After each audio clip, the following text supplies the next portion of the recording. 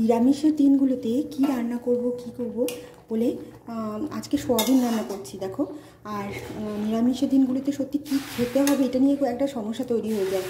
সমস্যার তো সব সমস্যারই তো একটা সমাধান থাকে। তো তার জন্য আজকে সোয়াবিন রান্না করেছি। প্রথমে এটা সর্ষের তেলেই করেছি। একটু উপকরণগুলো কি লাগছে সেটা বলে দিই। ইনগ্রিডিয়েন্টসগুলো তার মধ্যে রয়েছে সোয়াবিন, সেটাকে সেদ্ধ করে নিয়েছি আগে থেকে। আলু কেটে দিয়েছি, আলু পটল চাইলে দিতে পারো নাও দিতে পারো, আমি দিয়েছি। আর একটু টমেটো কেটে নিয়েছি, আদা বাটা দিয়েছি, জিরে বাটা ধনে বাটা দিয়েছি। আর সর্ষের তেলে জিরে, শুকনো লঙ্কা, তেজপাতা ফোড়ন দিয়ে আর একটু দারচিনি ফোড়ন দিয়ে এটাকে ভালো করে কষে নিয়েছি। মশলাটাকে কষে নেওয়ার পর টমেটো কুচনো দিয়ে দিয়েছিলাম। আর তার সঙ্গে আলু আর পটল দিয়ে তারপরে এখন নাড়াচাড়া করছি। আর একটু সামান্য জল দিয়ে দিয়েছি, অল্প নুন মিষ্টি দিয়ে দিয়েছি। যেহেতু নিরামিষ রান্না একটু নুনের সঙ্গে একটু চিনি দিয়ে দিলে খেতে স্বাদ হয় ভালো, তার জন্য এটা দিয়ে দিয়েছি।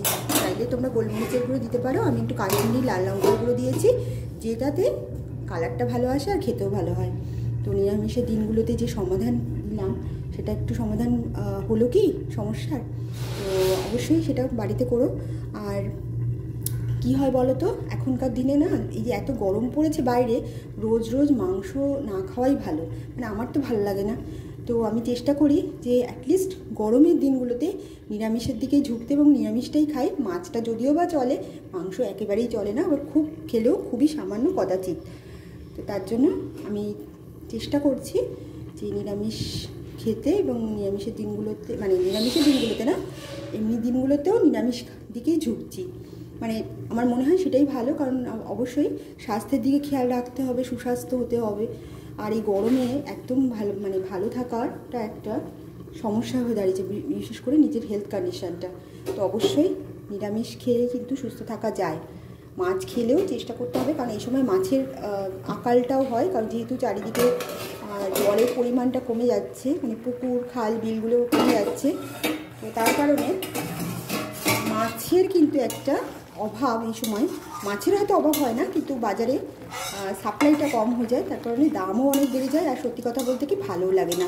তো রোজ রোজ এত মাছ না খেয়ে একটু নিরামিষ খেলে কেমন হয়। তো এই ধরনের রান্না, সোয়াবিন কিংবা পনির কিংবা আলু পটল দিয়ে কোনো তরকারি, কিংবা এঁচোড়ের তরকারি, এরকম বিভিন্ন টাইপের নিরামিষ পদ কিন্তু খাওয়া যায়। আর তার সঙ্গে একটা ডাল তো অবশ্যই দরকার। তো ডালটা এখন উচ্ছের ডাল, টক ডাল, আমের ডাল, তেঁতুলের ডাল, টমেটো ডাল, এই ধরনের ডালগুলোও খুব ভালো লাগে।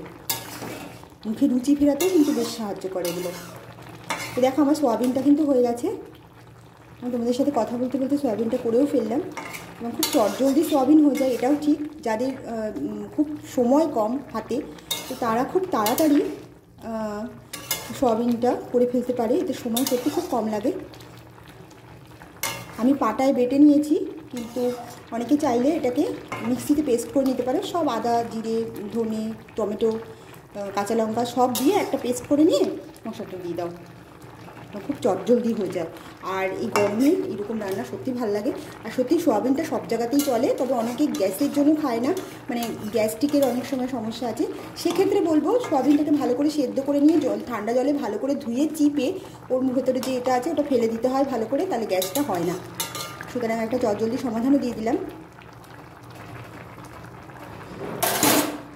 তো আমার সোয়াবিনটা একেবারেই রান্না হয়ে গেছে, দেখো কেমন হয়েছে। ভাই গুঁড়ো মশলার ভেতরে নিয়ে রাখো। তো এইভাবে সোয়াবিনটা রান্না করে নাও। ওটা না আমার যে মশলা, আর আমি একটা সিক্রেট মশলা ব্যবহার করি, ওটা চাইলে তোমরা দিতে পারো, ওটা অপশনাল, ইচ্ছা থাকলে দেবে, নাহলে না দেবে, বাড়িতে একটা তৈরি করে নিতে পারো। তো এই সিক্রেট মশলাটা আমি দিই, এটা খুব এটা। তো এই সিক্রেট মশলাটা আমি দিই, তাতে একটা স্বাদ এবং গন্ধ হয়। আর অনেকে এর মধ্যে তোমরা যদি চাও খুব সামান্য ঘি, তো একটা সিক্রেট মশলা আমি দিয়ে দিলাম। আর ঘিটা নিই, ঘিটা। আর এর সঙ্গে অনেকে বাটার একটু দিয়ে দিতে পারো, বাটার ওপর দিয়ে ছড়িয়ে দিতে পারো, অথবা একটু ঘি দিতে পারো।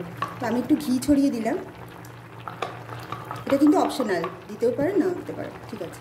তো আমি ওর মধ্যে একটু ঘি আর মশলা একটু হালকা করে মশলা ছড়িয়ে দিলাম। এবং এটা এতটাই হালকা রান্না এটা সহজ পাচ্ছ, মানে খেতে খুব ভালো। আর এটা এই গরমে এরকম রান্না কিন্তু ভীষণ উপকারী। তো অবশ্যই আমার এই রেসিপিটা তোমাদের পছন্দ হয়েছে, ভালো লাগলে কমেন্ট বক্সে অবশ্যই লিখে জানিও। আমার চ্যানেলটা সাবস্ক্রাইব করে নিও, আর অবশ্যই আমার চ্যানেলটা দেখতে থাকো। এরকম অনেক ভালো ভালো গরমের রান্না, যেটা গরমে খেতে ভালো লাগে এবং সুস্বাস্থ্য, মানে হেলদি ডায়েট যেটা, এবং খুব চটজলদি হয়, এরকম আরও অনেক রেসিপি আমার চ্যানেলে আমি শেয়ার করব। অবশ্যই তোমরা দেখতে থাকো আমার চ্যানেলটা। ভালো থাকো, সুস্থ থাকো, আর আমাদের এই আনন্দে থাকো।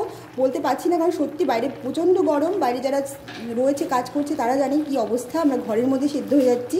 তো ন্যাচারালি এখন মানে ছাতা, জল এগুলোকে খুব রাখতে হবে, নুন চিনি জল রাখতে হবে, ওআরএসের যে প্যাকেট আছে সেগুলো রাখতে হবে। শরীর থেকে জল খুব চটজলদি চলে যাচ্ছে, মাথা ঘুরে যাওয়া, মাথা অনেক ধরনের অসুস্থতা হতে পারে। তো অবশ্যই সেই সব দিক থেকে খেয়াল রাখতে হবে। বাচ্চাদের জন্য খুব মানে একেবারে চোখ মুখ ঢেকে বেরোতে হবে রাস্তায়, সানগ্লাস ইউজ করতে হবে। আর অবশ্যই জল আর প্রচুর পরিমাণে ফল খেতে হবে, ছাওয়া খুঁজতে হবে, একেবারে দুপুর রোদে বেরোনো চলবে না। তো এই ধরনের বিভিন্ন বিষয়গুলোতে সাবধান হতে হবে।